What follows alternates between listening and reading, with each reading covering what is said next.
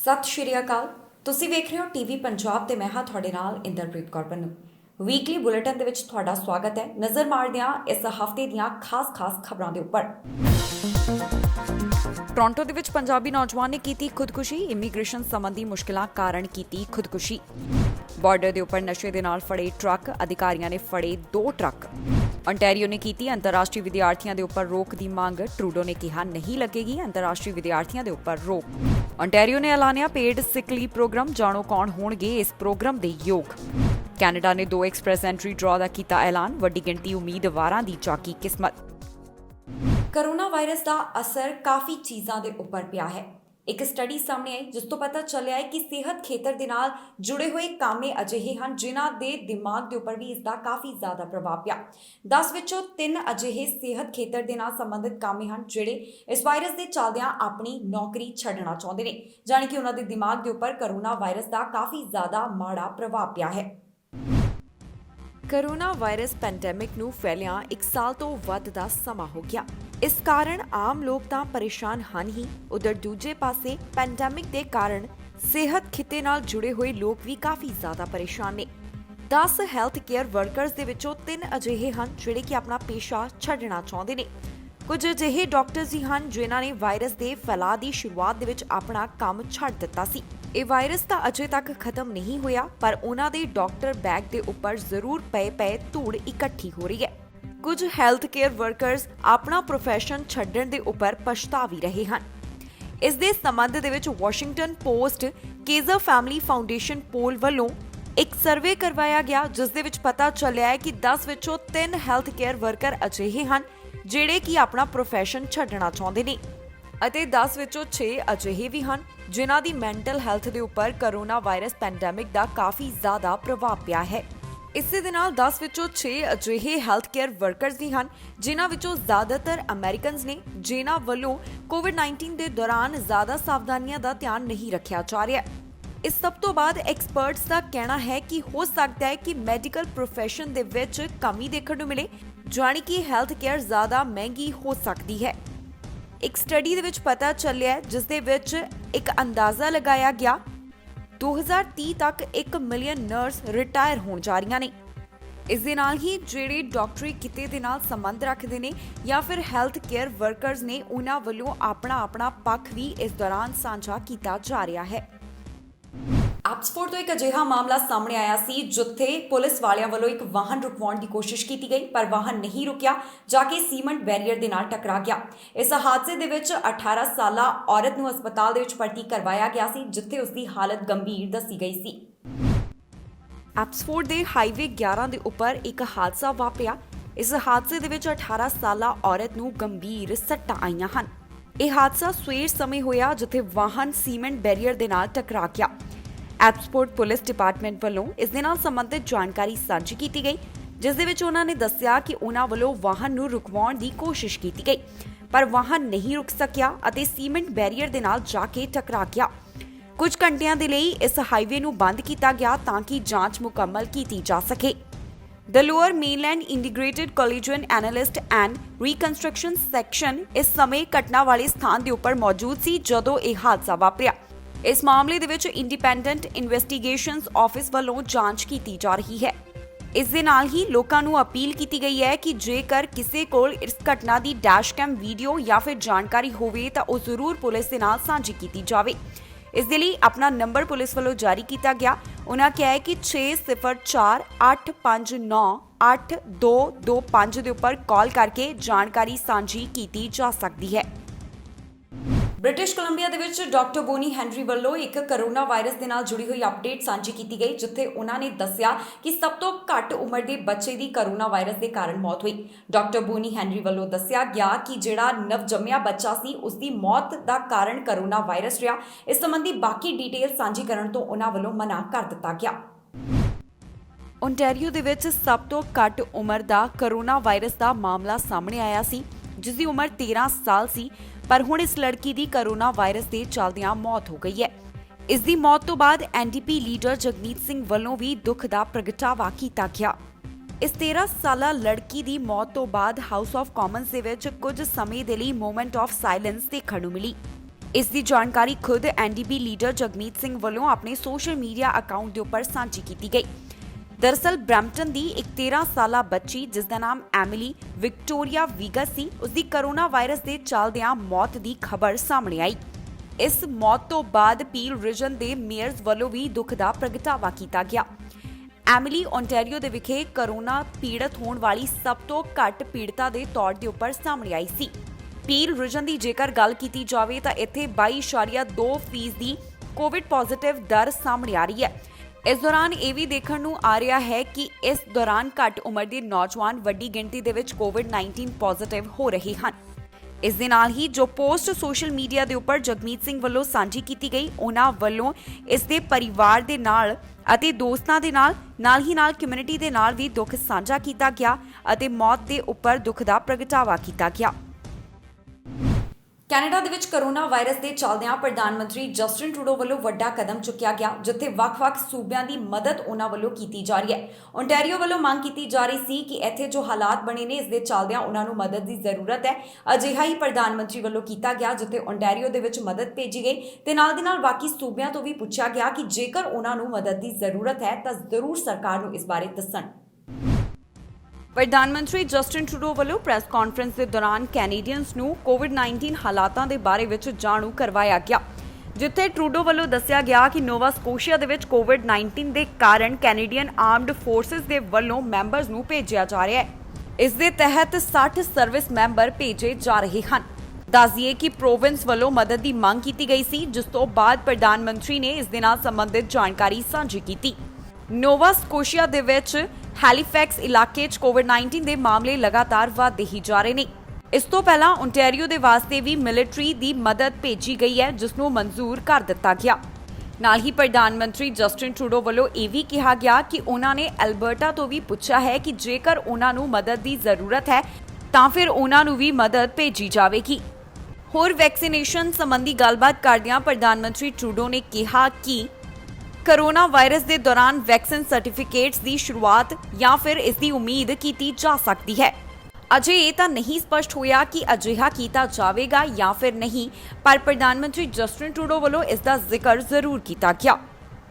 To beat back the third wave and protect Ontarians, we're deploying federal healthcare workers to the province. This mobilization includes 3 medical assistance teams and 9 critical care nurses from the Canadian Armed Forces. Yesterday, the forces carried out their assessment of the needs on the ground in Ontario to finalize the details of this operation. We're working with our provincial partners on next steps, and Armed Forces members will be mobilized in the coming days. Let's be clear. Sending men and women in uniform to help in Ontario is a serious step. We're doing this because the situation requires it. Today, the first deployment of nurses and doctors from Newfoundland and Labrador will also be arriving in Ontario for the GTA. They'll land this afternoon at Pearson aboard a Canadian Armed Forces airplane. Newfoundland and Labrador is already organizing a second team of healthcare workers who will rotate in to help. Our government is covering the costs of deploying these teams, and we're ready to do the same for any other province or territory that can also step in with support. Unfortunately, Ontario is far from the only place dealing with a spike in cases. Across Nova Scotia, and especially in the Halifax region, numbers have risen quickly and the province requested help. So there too, we're sending support. We're deploying 60 Canadian Armed Forces members to testing centres in Nova Scotia. This will help stop the spread of the virus. For Albertans, too, we're standing ready. Over the weekend, the regional municipality of Wood Buffalo, which includes Fort McMurray, declared a state of emergency. Yesterday, Minister Hajdu talked to Mayor Scott about the outbreak in the region and the situation on the ground. Our government has reached out to Alberta on what support they may need to keep people safe and get the situation back under control. The bottom line is this. Across the country, we're working with provinces and territories to keep you safe. Across the country, we will have your back. And together, We will get through this. Canada ਦੀ ਸਿਹਤ agency ਵੱਲੋਂ corona virus ਦੇ ਨਾਲ ਸੰਬੰਧਿਤ ਜਾਂ ਫਿਰ ਕਹਿ ਲਈਏ ਕਿ ਕਰੋਨਾ ਵਾਇਰਸ ਦੇ ਨਵੇਂ ਰੂਪ ਦੇ ਨਾਲ ਸੰਬੰਧਿਤ ਜਾਣਕਾਰੀ ਸਾਂਝੀ ਕੀਤੀ ਗਈ, ਜਿੱਥੇ ਉਹਨਾਂ ਨੇ ਅੰਕੜੇ ਸਾਂਝੇ ਕੀਤੇ ਕਿ ਜਿਹੜੀਆਂ ਕੈਨੇਡਾ ਦੇ ਵਿੱਚ ਉਡਾਨਾਂ ਆਈਆਂ ਉੱਥੇ ਕਿੰਨੀ ਵੱਡੀ ਗਿਣਤੀ ਦੇ ਵਿੱਚ ਲੋਕ ਕਰੋਨਾ ਵਾਇਰਸ ਵੇਰੀਐਂਟ ਦੇ ਨਾਲ ਪੋਜ਼ਿਟਿਵ ਪਾਏ ਗਏ। ਕਰੋਨਾ ਵਾਇਰਸ ਦੇ ਬਾਰੇ ਵਿੱਚ ਇੱਕ ਅਪਡੇਟ ਕੈਨੇਡਾ ਤੋਂ ਸਾਹਮਣੇ ਆਈ ਹੈ, ਜਿਸ ਦੇ ਵਿੱਚ ਪਤਾ ਚੱਲਿਆ ਹੈ ਕਿ ਕੈਨੇਡਾ ਆਉਣ ਵਾਲੇ ਕਈ ਯਾਤਰੀ ਕਰੋਨਾ ਵੇਰੀਐਂਟ ਦੇ ਨਾਲ ਗ੍ਰਸਤ ਪਾਏ ਗਏ। ਜਾਣਕਾਰੀ ਮੁਤਾਬਕ ਕੈਨੇਡਾ ਦੇ ਵਿੱਚ ਦਾਖਲ ਹੋਏ 2000 ਤੋਂ ਵੱਧ ਟਰੈਵਲਰਸ ਦੇ ਵਿੱਚੋਂ ਕਈ ਕਰੋਨਾ ਵੇਰੀਐਂਟ ਦਾ ਸ਼ਿਕਾਰ ਸਨ। ਇਹ ਅੰਕੜਾ ਪਬਲਿਕ ਹੈਲਥ ਏਜੰਸੀ ਵੱਲੋਂ ਸਾਂਝਾ ਕੀਤਾ ਗਿਆ। ਦੱਸ ਦਈਏ ਕਿ ਸਰਕਾਰ ਨੂੰ ਲਗਾਤਾਰ ਕਿਹਾ ਜਾ ਰਿਹਾ ਹੈ ਕਿ ਕਰੋਨਾ ਵਾਇਰਸ ਦੇ ਵੇਰੀਐਂਟ ਦੇ ਖਤਰੇ ਦੇ ਦੌਰਾਨ ਹੋਰ ਵੀ ਜ਼ਿਆਦਾ ਸਖਤੀ ਕੀਤੀ ਜਾਵੇ। ਲਗਾਤਾਰ ਅਜਿਹਾ ਸਰਕਾਰ ਦੇ ਉੱਪਰ ਦਬਾਅ ਬਣਾਇਆ ਜਾ ਰਿਹਾ ਹੈ। ਇਸੇ ਨੂੰ ਧਿਆਨ ਵਿੱਚ ਰੱਖਦਿਆਂ ਫੈਡਰਲ ਸਰਕਾਰ ਵੱਲੋਂ ਹਾਲ ਹੀ ਦੇ ਵਿੱਚ ਪਾਕਿਸਤਾਨ ਅਤੇ ਭਾਰਤ ਦੇ ਨਾਲ ਉਡਾਨਾਂ ਦੇ ਉੱਪਰ ਰੋਕ ਲਗਾਈ ਗਈ, ਜਿਸ ਦੇ ਵਿੱਚ ਉਹਨਾਂ ਕਿਹਾ ਕਿ ਜੋ ਲਗਾਤਾਰ ਇੱਥੇ ਕਰੋਨਾ ਦੇ ਮਾਮਲੇ ਵਧ ਰਹੇ ਨੇ, 30 ਦਿਨਾਂ ਦੇ ਵਾਸਤੇ ਕੈਨੇਡਾ, ਭਾਰਤ ਅਤੇ ਪਾਕਿਸਤਾਨ ਤੋਂ ਆਉਣ ਵਾਲੀਆਂ ਉਡਾਨਾਂ ਬੰਦ ਰਹਿਣਗੀਆਂ।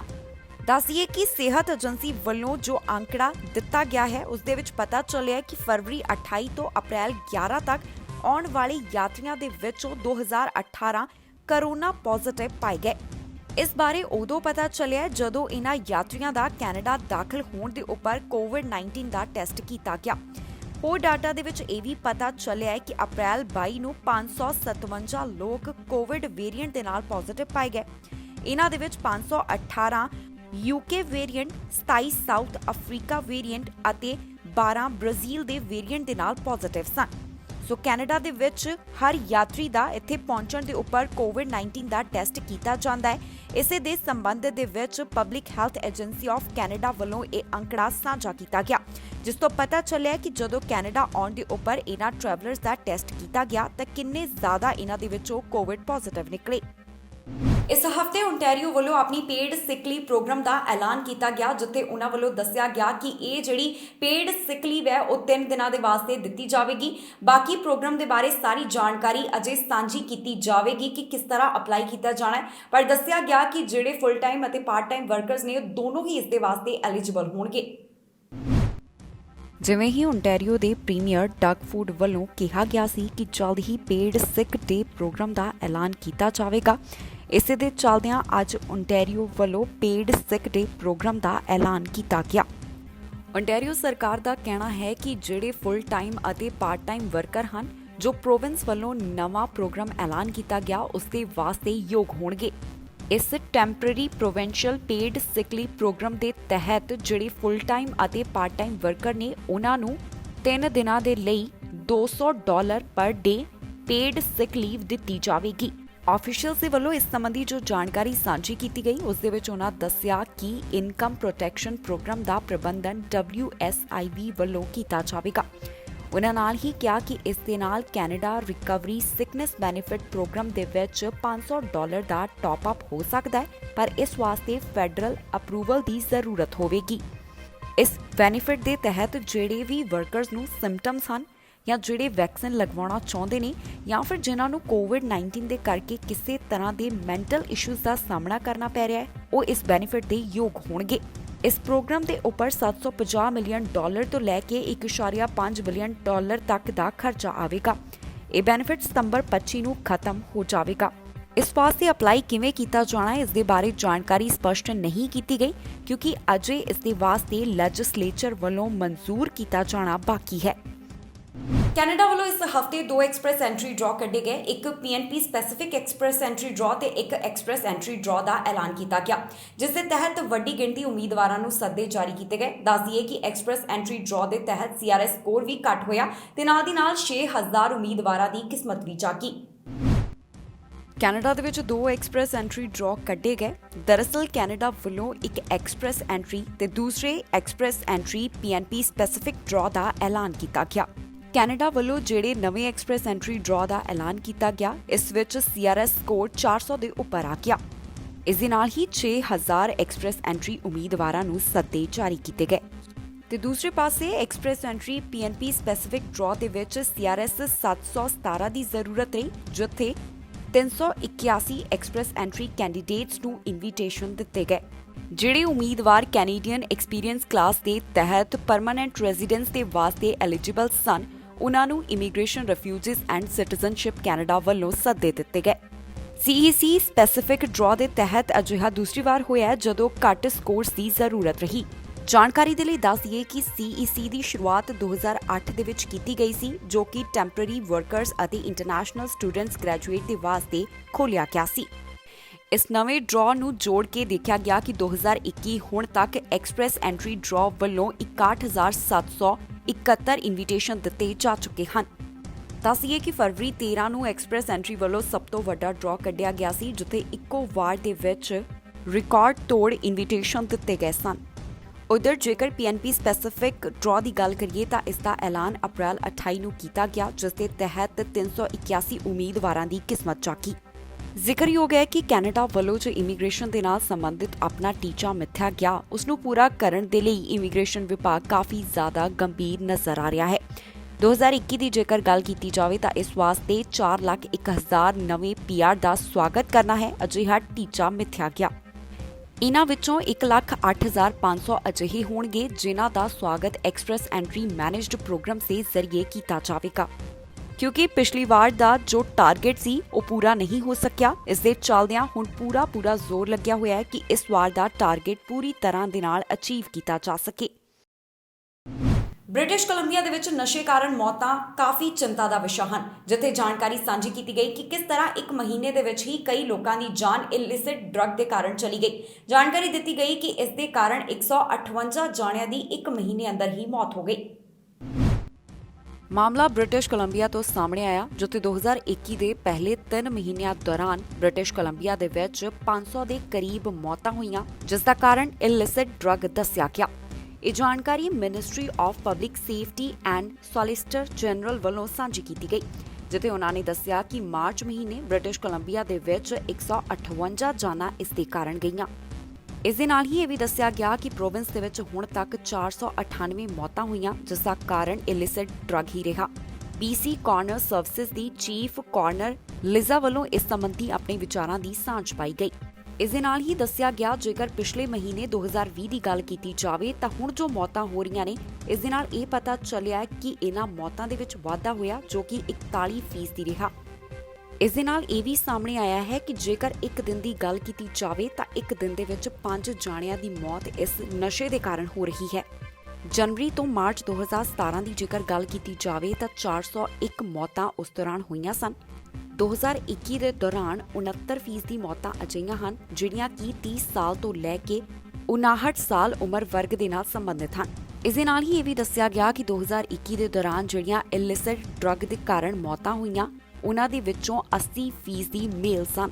ਬ੍ਰਿਟਿਸ਼ ਕੋਲੰਬੀਆ ਦੇ ਵਿੱਚ ਨਸ਼ੇ ਦੇ ਨਾਲ ਹੋਣ ਵਾਲੀਆਂ ਮੌਤਾਂ ਚਿੰਤਾ ਦਾ ਵਿਸ਼ਾ ਬਣੀਆਂ ਹੋਈਆਂ ਨੇ। ਸਮੇਂ-ਸਮੇਂ ਦੇ ਉੱਪਰ ਕਿਹਾ ਜਾ ਰਿਹਾ ਹੈ ਕਿ ਇਸ ਦੇ ਖਿਲਾਫ ਸਖਤ ਕਦਮ ਚੁੱਕੇ ਜਾਣੇ ਚਾਹੀਦੇ ਹਨ ਤਾਂ ਕਿ ਇਸ ਦੇ ਉੱਪਰ ਕਾਬੂ ਪਾਇਆ ਜਾ ਸਕੇ। ਪਰ ਇਸ ਸੰਬੰਧੀ ਹੁਣ ਮਿਨਿਸਟਰੀ ਆਫ ਪਬਲਿਕ ਸੇਫਟੀ ਅਤੇ ਸੋਲਿਸਿਟਰ ਜਨਰਲ ਵੱਲੋਂ ਜਾਣਕਾਰੀ ਦਿੱਤੀ ਗਈ ਹੈ, ਜਿੱਥੇ ਉਹਨਾਂ ਨੇ ਦੱਸਿਆ ਕਿ ਇੱਕ ਮਹੀਨੇ ਦੇ ਵਿੱਚ ਹੀ ਕਿੰਨੇ ਲੋਕਾਂ ਦੀ ਜਾਨ ਚਲੀ ਗਈ। ਓਨਟਾਰੀਓ ਦੇ ਵਿੱਚ ਕੋਰੋਨਾ ਵਾਇਰਸ ਦੇ ਵੱਧਦੇ ਮਾਮਲਿਆਂ ਨੂੰ ਧਿਆਨ ਵਿੱਚ ਰੱਖਦਿਆਂ ਪ੍ਰੀਮੀਅਰ ਵੱਲੋਂ ਫੈਡਰਲ ਸਰਕਾਰ ਤੋਂ ਅਪੀਲ ਕੀਤੀ ਗਈ, ਮੰਗ ਕੀਤੀ ਗਈ ਕਿ ਅੰਤਰਰਾਸ਼ਟਰੀ ਵਿਦਿਆਰਥੀਆਂ ਦੇ ਆਉਣ ਦੇ ਉੱਪਰ ਰੋਕ ਲਗਾਈ ਜਾਵੇ। ਫਿਲਹਾਲ ਫੈਡਰਲ ਸਰਕਾਰ ਨੇ ਰੋਕ ਲਗਾਉਣ ਤੋਂ ਮਨਾ ਕਰ ਦਿੱਤਾ, ਪਰ ਨਾਲ ਹੀ ਫੈਡਰਲ ਸਰਕਾਰ ਤੋਂ ਓਨਟਾਰੀਓ ਵੱਲੋਂ ਹੋਰ ਵੀ ਮੰਗ ਕੀਤੀ ਗਈ। ਇਸ ਦੇ ਵਿੱਚ 3 ਦਿਨਾਂ ਦਾ ਹੋਟਲ ਕੁਆਰੰਟੀਨ ਬਾਰਡਰ ਰਾਹੀਂ ਆਉਣ ਵਾਲਿਆਂ ਦੇ ਲਈ ਵੀ ਕਿਹਾ ਜਾ ਰਿਹਾ ਸੀ। ਓਨਟਾਰੀਓ ਦੇ ਵਿੱਚ ਇੰਟਰਨੈਸ਼ਨਲ ਸਟੂਡੈਂਟਸ ਜਾਣੀ ਕਿ ਅੰਤਰਰਾਸ਼ਟਰੀ ਵਿਦਿਆਰਥੀਆਂ ਦੇ ਦਾਖਲੇ ਦੇ ਉੱਪਰ ਰੋਕ ਦੀ ਮੰਗ ਕੀਤੀ ਜਾ ਰਹੀ ਸੀ, ਪਰ ਪ੍ਰਧਾਨ ਮੰਤਰੀ ਜਸਟਿਨ ਟਰੂਡੋ ਵੱਲੋਂ ਕਿਹਾ ਗਿਆ ਹੈ ਕਿ ਉਹਨਾਂ ਵੱਲੋਂ ਓਨਟਾਰੀਓ ਦੇ ਵਿੱਚ ਅੰਤਰਰਾਸ਼ਟਰੀ ਵਿਦਿਆਰਥੀਆਂ ਦੇ ਦਾਖਲੇ ਦੇ ਉੱਪਰ ਰੋਕ ਨਹੀਂ ਲਗਾਈ ਜਾਵੇਗੀ। ਦੱਸ ਦਈਏ ਕਿ ਓਨਟਾਰੀਓ ਦੇ ਵਿੱਚ ਕੋਰੋਨਾ ਵਾਇਰਸ ਦੇ ਵੱਧਦੇ ਮਾਮਲਿਆਂ ਤੋਂ ਬਾਅਦ ਓਨਟਾਰੀਓ ਦੇ ਪ੍ਰੀਮੀਅਰ ਡਗ ਫੋਰਡ ਵੱਲੋਂ ਪ੍ਰਧਾਨ ਮੰਤਰੀ ਤੋਂ ਮੰਗ ਕੀਤੀ ਗਈ ਸੀ ਕਿ ਇੱਥੇ ਅੰਤਰਰਾਸ਼ਟਰੀ ਵਿਦਿਆਰਥੀਆਂ ਦੇ ਦਾਖਲੇ ਦੇ ਉੱਪਰ ਰੋਕ ਲਗਾਈ ਜਾਵੇ। ਜ਼ਿਕਰਯੋਗ ਹੈ ਕਿ ਪਿਛਲੇ ਸਾਲ ਮਾਰਚ ਮਹੀਨੇ ਤੋਂ ਹੀ ਕੈਨੇਡਾ ਦੇ ਵਿੱਚ ਨਾਨ ਐਸੈਂਸ਼ੀਅਲ ਟਰੈਵਲ ਦੇ ਉੱਪਰ ਰੋਕ ਲਗਾਈ ਗਈ ਹੈ, ਪਰ ਇਹਨਾਂ ਪਾਬੰਦੀਆਂ ਤੋਂ ਇੰਟਰਨੈਸ਼ਨਲ ਸਟੂਡੈਂਟਸ ਨੂੰ ਬਾਹਰ ਰੱਖਿਆ ਗਿਆ ਸੀ। ਅੰਤਰਰਾਸ਼ਟਰੀ ਵਿਦਿਆਰਥੀਆਂ ਦੇ ਦਾਖਲੇ ਦੇ ਉੱਪਰ ਰੋਕ ਦੇ ਨਾਲ ਓਨਟਾਰੀਓ ਦੇ ਪ੍ਰੀਮੀਅਰ ਨੇ ਇਹ ਵੀ ਮੰਗ ਕੀਤੀ ਕਿ ਜਿਹੜੇ ਲੈਂਡ ਬਾਰਡਰ ਦੇ ਰਾਹੀਂ ਦਾਖਲ ਹੋਣਗੇ ਉਹਨਾਂ ਦੇ ਲਈ ਵੀ 3 ਦਿਨ ਹੋਟਲ ਕੁਆਰੰਟੀਨ ਲਾਜ਼ਮੀ ਕੀਤਾ ਜਾਵੇ। ਇਸ ਸਭ ਤੋਂ ਬਾਅਦ ਪ੍ਰਧਾਨ ਮੰਤਰੀ ਜਸਟਿਨ ਟਰੂਡੋ ਵੱਲੋਂ ਇਹੀ ਕਿਹਾ ਗਿਆ ਕਿ ਇਹਨਾਂ ਅੰਤਰਰਾਸ਼ਟਰੀ ਵਿਦਿਆਰਥੀਆਂ ਦੇ ਦਾਖਲੇ ਦੇ ਉੱਪਰ ਓਨਟਾਰੀਓ ਦੇ ਵਿੱਚ ਰੋਕ ਦਾ ਫਿਲਹਾਲ ਕੋਈ ਵੀ ਫੈਸਲਾ ਨਹੀਂ ਲਿਆ ਜਾਏਗਾ। ਓਨਟਾਰੀਓ ਦੇ ਜੇਕਰ ਮੌਜੂਦਾ ਹਾਲਾਤਾਂ ਦੀ ਗੱਲ ਕੀਤੀ ਜਾਵੇ ਤਾਂ ਇੱਥੇ ਰੋਜ਼ਾਨਾ ਕਰੋਨਾ ਵਾਇਰਸ ਦੇ ਮਾਮਲਿਆਂ ਦੀ ਗਿਣਤੀ ਵਧਦੀ ਜਾ ਰਹੀ ਹੈ। ਨਾਲ ਦੀ ਨਾਲ ਹਸਪਤਾਲਾਂ ਦੇ ਵਿੱਚ ਵੀ ਮਰੀਜ਼ਾਂ ਦੀ ਗਿਣਤੀ ਅੰਦਰ ਵਾਧਾ ਦੇਖਿਆ ਜਾ ਰਿਹਾ ਹੈ। ਇਸ ਸਭ ਦੇ ਚੱਲਦਿਆਂ ਹੀ ਓਨਟਾਰੀਓ ਦੇ ਪ੍ਰੀਮੀਅਰ ਵੱਲੋਂ ਸਖਤੀਆਂ ਦੀ ਮੰਗ ਕੀਤੀ ਜਾ ਰਹੀ ਹੈ। ਦੱਸ ਦਈਏ ਕਿ ਇਸ ਤੋਂ ਪਹਿਲਾਂ ਪ੍ਰਧਾਨ ਮੰਤਰੀ ਜਸਟਿਨ ਟਰੂਡੋ ਵੱਲੋਂ ਭਾਰਤ ਅਤੇ ਪਾਕਿਸਤਾਨ ਦੇ ਨਾਲ 3 ਦਿਨਾਂ ਦੇ ਲਈ ਉਡਾਨਾਂ ਦੇ ਉੱਪਰ ਰੋਕ ਲਗਾਈ ਗਈ, ਜਾਣੀ ਕਿ ਉਨ੍ਹਾਂ ਵੱਲੋਂ 30 ਦਿਨਾਂ ਦੇ ਲਈ ਭਾਰਤ ਅਤੇ ਪਾਕਿਸਤਾਨ ਤੋਂ ਆਉਣ ਵਾਲੀਆਂ ਉਡਾਨਾਂ ਨੂੰ ਬੰਦ ਕੀਤਾ ਗਿਆ ਹੈ। Yesterday, the premiers and I had another productive meeting. We talked about vaccines, testing, and what we can do to beat this third wave. We also talked at length about borders. Premier Ford asked that we suspend the arrival of international students. Because at this time, Ontario is the only province requesting this, we're happy to work more narrowly with them. We'll be reaching out to their officials today to formalise that request. Again, I want to be clear. This is not the time to travel. On land borders, as a reminder, anyone who comes to the US land border has already been tested in the US in the last 3 days. Then they have to get tested again. And everyone has to quarantine for 2 weeks and do another test on day 8. We're enforcing very severe consequences for anyone breaking these rules. Toronto ਤੋਂ ਮਾਮਲਾ ਸਾਹਮਣੇ ਆਇਆ ਜਿੱਥੇ ਇੱਕ ਪੰਜਾਬੀ ਨੌਜਵਾਨ ਵੱਲੋਂ ਖੁਦਕੁਸ਼ੀ ਕੀਤੀ ਗਈ। ਇਸ ਦਾ ਕਾਰਨ ਦੱਸਿਆ ਗਿਆ ਕਿ ਜੋ ਉਸ ਨੂੰ ਆਰਥਿਕ ਸਮੱਸਿਆ ਅਤੇ ਇਮੀਗ੍ਰੇਸ਼ਨ ਦੇ ਨਾਲ ਸੰਬੰਧਿਤ ਸਮੱਸਿਆ ਸੀ। ਇਸ ਦੇ ਚੱਲਦਿਆਂ ਪੰਜਾਬੀ ਭਾਈਚਾਰੇ ਦੇ ਵਿੱਚ ਸੋਗ ਦੀ ਲਹਿਰ ਦੇਖਣ ਨੂੰ ਮਿਲੀ। ਕੈਨੇਡਾ ਤੋਂ ਲਗਾਤਾਰ ਅਜਿਹੇ ਮਾਮਲੇ ਸਾਹਮਣੇ ਆ ਰਹੇ ਨੇ ਜੋ ਕਿ ਅੰਤਰਰਾਸ਼ਟਰੀ ਵਿਦਿਆਰਥੀਆਂ ਦੇ ਖੁਦਕੁਸ਼ੀ ਦੇ ਮਾਮਲੇ ਹਨ। ਅਜਿਹਾ ਇੱਕ ਮਾਮਲਾ ਟੋਰਾਂਟੋ ਤੋਂ ਸਾਹਮਣੇ ਆਇਆ ਜਿੱਥੇ ਇੱਕ ਅੰਤਰਰਾਸ਼ਟਰੀ ਵਿਦਿਆਰਥੀ ਵੱਲੋਂ ਖੁਦਕੁਸ਼ੀ ਕੀਤੀ ਗਈ। ਇਸ ਵਿਅਕਤੀ ਵੱਲੋਂ ਰੇਲ ਗੱਡੀ ਦੇ ਅੱਗੇ ਛਾਲ ਮਾਰ ਕੇ ਆਪਣੀ ਜੀਵਨ ਲੀਲਾ ਸਮਾਪਤ ਕਰ ਲਈ ਗਈ। ਇਸ ਮਰਨ ਵਾਲੇ ਨੌਜਵਾਨ ਦੀ ਪਛਾਣ ਲਵਪ੍ਰੀਤ ਸਿੰਘ ਵਜੋਂ ਦੱਸੀ ਗਈ ਹੈ। ਪੰਜਾਬ ਦੇ ਨਾਲ ਇਹ ਮੋਗਾ ਤੋਂ ਸੰਬੰਧਿਤ ਹੈ ਜਿੱਥੇ ਇਹ ਪਿੰਡ ਚੜਿੱਕ ਦਾ ਰਹਿਣ ਵਾਲਾ ਹੈ। ਹੁਣ ਤੱਕ ਜੋ ਜਾਣਕਾਰੀ ਸਾਹਮਣੇ ਆਈ ਹੈ ਉਸ ਦੇ ਮੁਤਾਬਕ ਇਸ ਨੌਜਵਾਨ ਵੱਲੋਂ ਆਰਥਿਕ ਅਤੇ ਇਮੀਗ੍ਰੇਸ਼ਨ ਦੇ ਨਾਲ ਸੰਬੰਧਿਤ ਜੋ ਉਸ ਨੂੰ ਮੁਸ਼ਕਲਾਂ ਆ ਰਹੀਆਂ ਸਨ, ਇਸ ਦੇ ਚੱਲਦਿਆਂ ਖੁਦਕੁਸ਼ੀ ਕੀਤੀ ਗਈ। ਇਸ ਤੋਂ ਪਹਿਲਾਂ ਵੀ ਕਈ ਅਜਿਹੇ ਮਾਮਲੇ ਕੈਨੇਡਾ ਤੋਂ ਸਾਹਮਣੇ ਆ ਚੁੱਕੇ ਹਨ ਜਿੱਥੇ ਵਿਦਿਆਰਥੀਆਂ ਵੱਲੋਂ ਅਜਿਹਾ ਰਸਤਾ ਚੁਣਿਆ ਜਾ ਰਿਹਾ ਹੈ। ਦੱਸ ਦਈਏ ਕਿ ਲਵਪ੍ਰੀਤ ਸਿੰਘ ਨਾਮ ਦਾ ਨੌਜਵਾਨ ਕੈਨੇਡਾ ਦੇ ਵਿੱਚ 2018 ਦੌਰਾਨ ਆਇਆ ਸੀ, ਜਿਸ ਵੱਲੋਂ ਟੋਰਾਂਟੋ ਦੇ ਕਾਲਜ ਦੇ ਵਿੱਚ ਪੜ੍ਹਾਈ ਦੇ ਲਈ ਐਡਮਿਸ਼ਨ ਲਈ ਗਈ ਸੀ। ਇਸ ਨੌਜਵਾਨ ਦੀ ਖੁਦਕੁਸ਼ੀ ਸੰਬੰਧੀ ਜਾਣਕਾਰੀ ਪੁਲਿਸ ਵੱਲੋਂ 28 ਅਪ੍ਰੈਲ ਨੂੰ ਸਾਂਝੀ ਕੀਤੀ ਗਈ। ਇਸ ਖਬਰ ਦੇ ਸਾਹਮਣੇ ਆਉਣ ਤੋਂ ਬਾਅਦ ਪੰਜਾਬੀ ਭਾਈਚਾਰੇ ਦੇ ਵਿੱਚ ਸੋਗ ਦੀ ਲਹਿਰ ਦੇਖਣ ਨੂੰ ਮਿਲ ਰਹੀ ਹੈ। ਟੋਰਾਂਟੋ ਦੇ ਵਿੱਚ ਇੱਕ ਪੰਜਾਬੀ ਨੌਜਵਾਨ ਵੱਲੋਂ ਖੁਦਕੁਸ਼ੀ ਕੀਤੀ ਗਈ। ਦੱਸ ਦਈਏ ਕਿ ਇਸ ਦੀ ਪਹਿਚਾਣ ਲਵਪ੍ਰੀਤ ਸਿੰਘ ਦੇ ਤੌਰ ਦੇ ਉੱਪਰ ਦੱਸੀ ਗਈ। ਨਾਲ ਹੀ ਦੱਸਿਆ ਗਿਆ ਕਿ ਇਸ ਦੀ ਖੁਦਕੁਸ਼ੀ ਦਾ ਕਾਰਨ ਆਰਥਿਕਤਾ ਦੇ ਨਾਲ ਸੰਬੰਧਿਤ ਜੋ ਸਮੱਸਿਆ ਉਸ ਨੂੰ ਆ ਰਹੀ ਸੀ ਤੇ ਨਾਲ ਦੀ ਨਾਲ ਇਮੀਗ੍ਰੇਸ਼ਨ ਦੇ ਨਾਲ ਸੰਬੰਧਿਤ ਜੋ ਸਮੱਸਿਆ ਸੀ ਉਹ ਦੱਸਿਆ ਗਿਆ। ਕੈਨੇਡਾ ਤੋਂ ਲਗਾਤਾਰ ਅਜਿਹੇ ਮਾਮਲੇ ਸਾਹਮਣੇ ਆ ਰਹੇ ਨੇ ਜੋ ਕਿ ਅੰਤਰਰਾਸ਼ਟਰੀ ਵਿਦਿਆਰਥੀਆਂ ਦੇ ਖੁਦਕੁਸ਼ੀ ਦੇ ਮਾਮਲੇ ਹਨ। ਅਜਿਹਾ ਇੱਕ ਮਾਮਲਾ ਟੋਰਾਂਟੋ ਤੋਂ ਸਾਹਮਣੇ ਆਇਆ ਜਿੱਥੇ ਇੱਕ ਅੰਤਰਰਾਸ਼ਟਰੀ ਵਿਦਿਆਰਥੀ ਵੱਲੋਂ ਖੁਦਕੁਸ਼ੀ ਕੀਤੀ ਗਈ। ਇਸ ਵਿਅਕਤੀ ਵੱਲੋਂ ਰੇਲ ਗੱਡੀ ਦੇ ਅੱਗੇ ਛਾਲ ਮਾਰ ਕੇ ਆਪਣੀ ਜੀਵਨ ਲੀਲਾ ਸਮਾਪਤ ਕਰ ਲਈ ਗਈ। ਇਸ ਮਰਨ ਵਾਲੇ ਨੌਜਵਾਨ ਦੀ ਪਛਾਣ ਲਵਪ੍ਰੀਤ ਸਿੰਘ ਵਜੋਂ ਦੱਸੀ ਗਈ ਹੈ। ਪੰਜਾਬ ਦੇ ਨਾਲ ਇਹ ਮੋਗਾ ਤੋਂ ਸੰਬੰਧਿਤ ਹੈ ਜਿੱਥੇ ਇਹ ਪਿੰਡ ਚੜਿੱਕ ਦਾ ਰਹਿਣ ਵਾਲਾ ਹੈ। ਹੁਣ ਤੱਕ ਜੋ ਜਾਣਕਾਰੀ ਸਾਹਮਣੇ ਆਈ ਹੈ ਉਸ ਦੇ ਮੁਤਾਬਕ ਇਸ ਨੌਜਵਾਨ ਵੱਲੋਂ ਆਰਥਿਕ ਅਤੇ ਇਮੀਗ੍ਰੇਸ਼ਨ ਦੇ ਨਾਲ ਸੰਬੰਧਿਤ ਜੋ ਉਸ ਨੂੰ ਮੁਸ਼ਕਲਾਂ ਆ ਰਹੀਆਂ ਸਨ, ਇਸ ਦੇ ਚੱਲਦਿਆਂ ਖੁਦਕੁਸ਼ੀ ਕੀਤੀ ਗਈ। ਇਸ ਤੋਂ ਪਹਿਲਾਂ ਵੀ ਕਈ ਅਜਿਹੇ ਮਾਮਲੇ ਕੈਨੇਡਾ ਤੋਂ ਸਾਹਮਣੇ ਆ ਚੁੱਕੇ ਹਨ ਜਿੱਥੇ ਵਿਦਿਆਰਥੀਆਂ ਵੱਲੋਂ ਅਜਿਹਾ ਰਸਤਾ ਚੁਣਿਆ ਜਾ ਰਿਹਾ ਹੈ। ਦੱਸ ਦਈਏ ਕਿ ਲਵਪ੍ਰੀਤ ਸਿੰਘ ਨਾਮ ਦਾ ਨੌਜਵਾਨ ਕੈਨੇਡਾ ਦੇ ਵਿੱਚ 2018 ਦੌਰਾਨ ਆਇਆ ਸੀ, ਜਿਸ ਵੱਲੋਂ ਟੋਰਾਂਟੋ ਦੇ ਕਾਲਜ ਦੇ ਵਿੱਚ ਪੜ੍ਹਾਈ ਦੇ ਲਈ ਐਡਮਿਸ਼ਨ ਲਈ ਗਈ ਸੀ। ਇਸ ਨੌਜਵਾਨ ਦੀ ਖੁਦਕੁਸ਼ੀ ਸੰਬੰਧੀ ਜਾਣਕਾਰੀ ਪੁਲਿਸ ਵੱਲੋਂ 28 ਅਪ੍ਰੈਲ ਨੂੰ ਸਾਂਝੀ ਕੀਤੀ ਗਈ। ਇਸ ਖਬਰ ਦੇ ਸਾਹਮਣੇ ਆਉਣ ਤੋਂ ਬਾਅਦ ਪੰਜਾਬੀ ਭਾਈਚਾਰੇ ਦੇ ਵਿੱਚ ਸੋਗ ਦੀ ਲਹਿਰ ਦੇਖਣ ਨੂੰ ਮਿਲ ਰਹੀ ਹੈ। ਕੈਨੇਡਾ ਯੂਐਸ ਬਾਰਡਰ ਦੇ ਉੱਪਰ 2 ਟਰੱਕ ਫੜੇ ਗਏ ਜਿਨ੍ਹਾਂ ਤੋਂ ਵੱਡੀ ਮਾਤਰਾ ਦੇ ਵਿੱਚ ਮੈਰੀਜੁਆਨਾ ਬਰਾਮਦ ਕੀਤਾ ਗਿਆ। ਇਸ ਦੀ ਜਾਣਕਾਰੀ ਆਫੀਸਰਸ ਦੇ ਵੱਲੋਂ ਸਾਂਝੀ ਕੀਤੀ ਗਈ। ਦੱਸਿਆ ਗਿਆ ਕਿ ਕਿੰਨੀ ਵੱਡੀ ਮਾਤਰਾ ਦੇ ਵਿੱਚ ਉਹਨਾਂ ਦੇ ਕੋਲੋਂ ਜੋ ਨਸ਼ੇ ਜਾਣੀ ਕਿ ਮੈਰੀਜੁਆਨਾ ਮਿਲਿਆ ਹੈ। ਕੈਨੇਡਾ ਯੂਐਸ ਬਾਰਡਰ ਤੋਂ 2 ਟਰੱਕ ਫੜੇ ਗਏ ਹਨ। ਦਰਅਸਲ ਇਹਨਾਂ ਟਰੱਕਾਂ ਤੋਂ 4.5 ਮਿਲੀਅਨ ਡਾਲਰ ਦਾ ਮੈਰੀਜੁਆਨਾ ਬਰਾਮਦ ਕੀਤਾ ਗਿਆ, ਜਿਸ ਦੇ ਚੱਲਦਿਆਂ ਇਹਨਾਂ ਟਰੱਕਾਂ ਨੂੰ ਕਾਬੂ ਕੀਤਾ ਗਿਆ। ਇਹ ਟਰੱਕਾਂ ਨੂੰ ਨਾਰਥ ਡਕੋਟਾ ਤੋਂ ਫੜਿਆ ਗਿਆ ਅਤੇ ਹੁਣ ਇਹਨਾਂ ਦੇ ਉੱਪਰ ਮੁਕੱਦਮਾ ਚਲਾਇਆ ਜਾਵੇਗਾ। ਆਫੀਸਰਸ ਵੱਲੋਂ ਇਸ ਸੰਬੰਧੀ ਜਾਣਕਾਰੀ ਸਾਂਝੀ ਕੀਤੀ ਗਈ ਹੈ, ਜਿੱਥੇ ਉਹਨਾਂ ਨੇ ਦੱਸਿਆ ਕਿ ਇਹ ਟਰੱਕ ਮੈਨੀਟੋਬਾ ਤੋਂ ਆ ਰਹੇ ਸਨ। ਆਫੀਸਰਸ ਦੀ ਜਾਣਕਾਰੀ ਦੇ ਮੁਤਾਬਕ 2800 ਪੌਂਡ ਦਾ ਮੈਰੀਜੁਆਨਾ ਇਹਨਾਂ ਟਰੱਕਾਂ ਦੇ ਵਿੱਚੋਂ ਬਰਾਮਦ ਕੀਤਾ ਗਿਆ। ਜਾਣਕਾਰੀ ਮੁਤਾਬਕ ਪੈਂਬੀਨਾ ਪੋਰਟ ਦੇ ਉੱਪਰ ਇਹਨਾਂ ਟਰੱਕਾਂ ਦੀ ਇਨਸਪੈਕਸ਼ਨ ਕੀਤੀ ਗਈ ਸੀ। ਜਿਹੜੇ ਡਰਾਈਵਰਾਂ ਨੂੰ ਫੜਿਆ ਗਿਆ ਉਹਨਾਂ ਦੀ ਪਹਿਚਾਣ ਅਜੇ ਜਨਤਕ ਨਹੀਂ ਕੀਤੀ ਗਈ। ਇਸ ਬਾਰੇ ਵਿੱਚ ਕੋਈ ਵੀ ਹੋਰ ਜਾਣਕਾਰੀ ਅਧਿਕਾਰੀਆਂ ਵੱਲੋਂ ਸਾਂਝੀ ਨਹੀਂ ਕੀਤੀ, ਕਿਉਂਕਿ ਉਹਨਾਂ ਨੇ ਕਿਹਾ ਹੈ ਕਿ ਫਿਲਹਾਲ ਮਾਮਲੇ ਦੀ ਜਾਂਚ ਪੜਤਾਲ ਕੀਤੀ ਜਾ ਰਹੀ ਹੈ। ਸਿਰਫ ਉਹਨਾਂ ਨੇ ਇਹੀ ਦੱਸਿਆ ਕਿ ਉਹਨਾਂ ਤੋਂ ਕਿੰਨਾ ਮੈਰੀਜੁਆਨਾ ਬਰਾਮਦ ਕੀਤਾ ਗਿਆ। ਪਿਛਲੇ ਸਮੇਂ ਤੋਂ ਇਹ ਦੇਖਿਆ ਜਾ ਰਿਹਾ ਹੈ ਕਿ ਇਸ ਤਰ੍ਹਾਂ ਦੇ ਕਈ ਟਰੱਕ ਫੜੇ ਜਾ ਰਹੇ ਨੇ ਜਿਨ੍ਹਾਂ ਤੋਂ ਨਸ਼ਾ ਬਰਾਮਦ ਹੁੰਦਾ ਹੈ।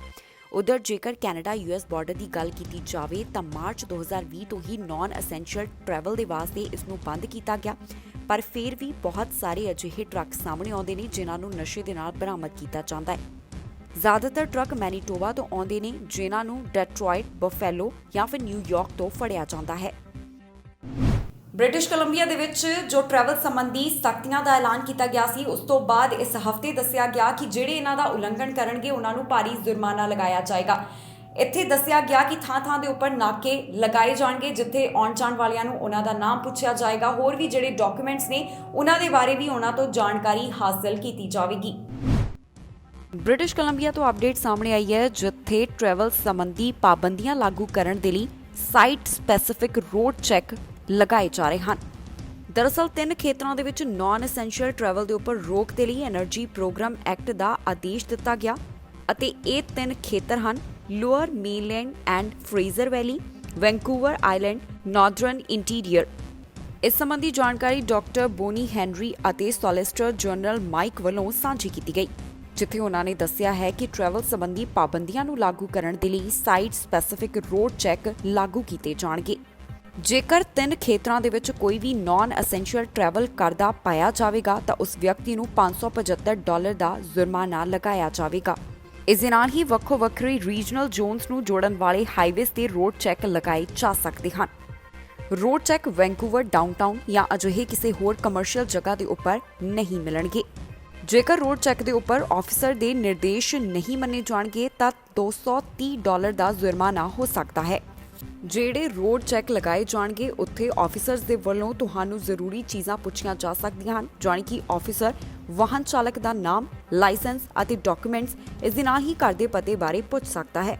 ਪਰ ਜੇਕਰ ਆਫੀਸਰ ਨੂੰ ਲੱਗੇਗਾ ਕਿ ਵਾਹਨ ਚਲਾਉਣ ਵਾਲਾ ਆਪਣੇ ਹੈਲਥ ਅਥਾਰਟੀ ਜ਼ੋਨ ਤੋਂ ਕਿਸੇ ਹੋਰ ਜ਼ੋਨ ਦੇ ਵਿੱਚ ਦਾਖਲ ਹੋਣ ਜਾ ਰਿਹਾ ਤਾਂ ਉਹਨਾਂ ਨੂੰ ਅਜਿਹਾ ਨਾ ਕਰਨ ਦੇ ਬਾਰੇ ਕਿਹਾ ਜਾ ਸਕਦਾ ਹੈ। ਯਾਤਰਾ ਕਰਨ ਵਾਲੇ ਨੂੰ ਪੁੱਛਿਆ ਜਾਵੇਗਾ ਕਿ ਉਸ ਵੱਲੋਂ ਇਹ ਯਾਤਰਾ ਕਿਉਂ ਕੀਤੀ ਜਾ ਰਹੀ ਹੈ, ਜਾਣੀ ਕਿ ਯਾਤਰਾ ਸੰਬੰਧੀ ਕਾਰਨ ਉਸ ਕੋਲੋਂ ਪੁੱਛਿਆ ਜਾਵੇਗਾ। ਇਹਨਾਂ ਨਵੇਂ ਨਿਯਮਾਂ ਦੇ ਮੁਤਾਬਕ ਜਿਹੜਾ ਕੋਈ ਵੀ ਕਿਸੇ ਜ਼ਰੂਰੀ ਕੰਮ ਦੇ ਲਈ ਬਾਹਰ ਜਾਏਗਾ ਜਾਂ ਫਿਰ ਯਾਤਰਾ ਕਰੇਗਾ, ਉਸ ਨੂੰ ਯਾਤਰਾ ਕਰਨ ਤੋਂ ਨਹੀਂ ਰੋਕਿਆ ਜਾਵੇਗਾ। ਸੋ ਇਸ ਸਨ ਇਸ ਹਫ਼ਤੇ ਦੀਆਂ ਖਾਸ ਖਬਰਾਂ ਜਿਨ੍ਹਾਂ ਦੀ ਜਾਣਕਾਰੀ ਤੁਹਾਨੂੰ ਦਿੱਤੀ। ਫਿਲਹਾਲ ਮੈਨੂੰ ਇੰਦਰਪ੍ਰੀਤ ਕੌਰ ਪੰਨੂ ਨੂੰ ਦਿਓ ਇਜਾਜ਼ਤ ਤੇ ਤੁਸੀਂ ਵੇਖਦੇ ਰਹੋ TV ਪੰਜਾਬ।